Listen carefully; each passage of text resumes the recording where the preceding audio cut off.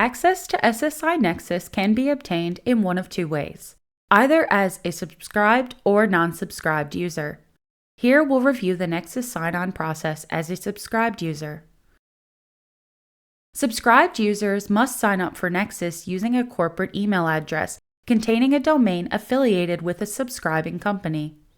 If a subscribed user follows this process using a personal email address, they will not obtain full access to the Nexus platform. To begin, ensure the company email address that you're using is associated with an Office 365 Microsoft account.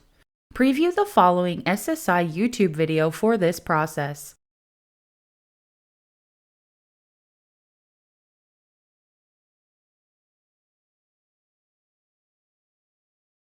Once confirmed, subscribed users can request access to SSI Nexus by submitting the Nexus Access Request form found at www.ssi-corporate.com/SSI-learning/Nexus. Fill out the form located at the bottom of the page, ensuring that you're using the same email address confirmed in the prior step.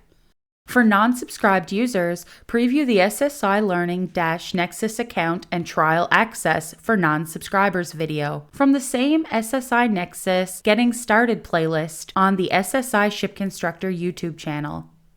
After completing the SSI Nexus account request form, you should receive a confirmation email within 60 minutes. You may need to check the spam folder as it may have been flagged as such inadvertently. Once you receive the email, click on the link to access Nexus and log in using your Microsoft-enabled email address. From the Permissions Requested dialog, click Accept. You will only be prompted to do this the first time you access Nexus. You should now have full access to everything that Nexus has to offer.